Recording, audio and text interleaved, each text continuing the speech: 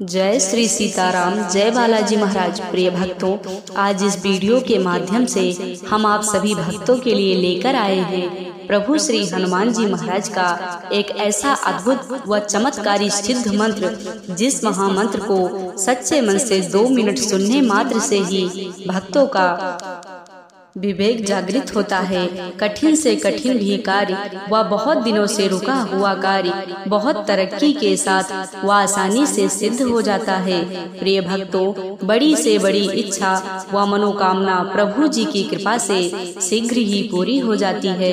प्रिय भक्तों, आपको बता दें, अगर आपके सभी कार्य बनते बनते बिगड़ जाते हैं, आपके घर में हमेशा कलेश बना रहता है, आपके घर में भूत प्रेत जैसी नकारात्मक शक्तियां बनी रहती हैं, आपको बहुत ज्यादा परेशान करती हैं, आपके धंधा व व्यवसाय में हमेशा नुकसान हो रहा है और आपकी कोई भी इच्छा व मनोकामना पूरी नहीं हो पा रही है, बहुत ही मेहनत करने के बाद भी आपको परीक्षा व नौकरी में बार बार असफलता का सामना करना पड़ता है, तो आपसे निवेदन है, आज हम आपको जो यह सिद्ध चमत्कारी मंत्र बताने जा रही हूँ, इस महामंत्र को दिन में एक बार किसी भी समय कोई भी कार्य करते समय, दिन हो या रात, बिस्तर पर लेटे लेटे या बैठे बैठे ही प्रभु श्री हनुमान जी महाराज का विशेष ध्यान करके सच्चे मन से इस महामंत्र को 2 मिनट नित्य सुने, शीघ्र ही प्रभु जी की कृपा होगी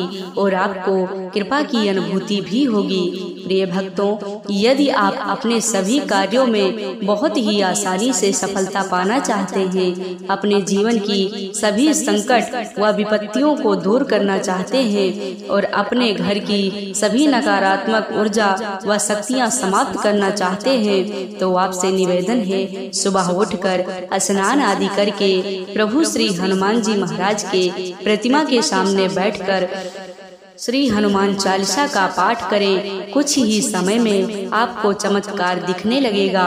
प्रभु श्री हनुमान जी महाराज की अद्भुत कृपा प्राप्त होगी, जिससे सभी नकारात्मक शक्तियां समाप्त हो जाएंगी। आपके घर में बना भूत प्रेत जैसे सभी नकारात्मक शक्तियां खत्म हो जाएंगी और आपके सभी धंधा व्यवसाय में लाभ होने लगेगा और आपकी बड़ी से बड़ी इच्छा व मनोकामना प्रभु जी की कृपा से शीघ्र ही पूरी हो जाएगी।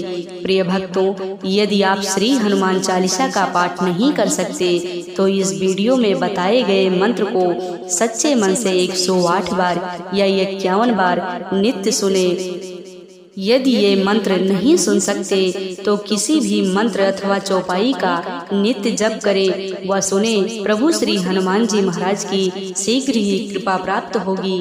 प्रिय भक्तों, आइए यह सिद्ध व चमत्कारी मंत्र सुने।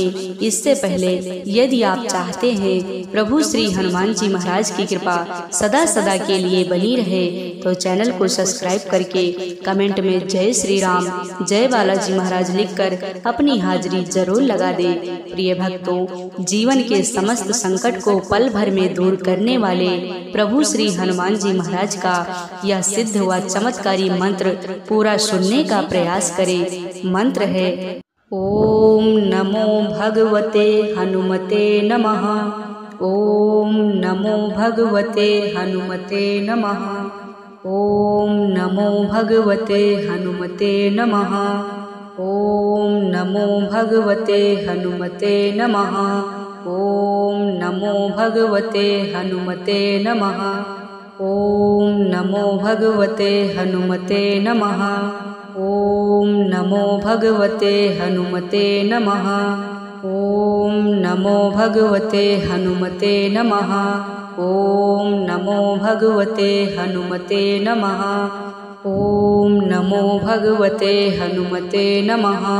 ओम नमो भगवते हनुमते नमः। ओम नमो भगवते हनुमते नमः। ओम नमो भगवते हनुमते नमः। ओम नमो भगवते हनुमते नमः। ओम नमो भगवते हनुमते नमः। ओम नमो भगवते हनुमते नमः। ओम नमो भगवते हनुमते नमः।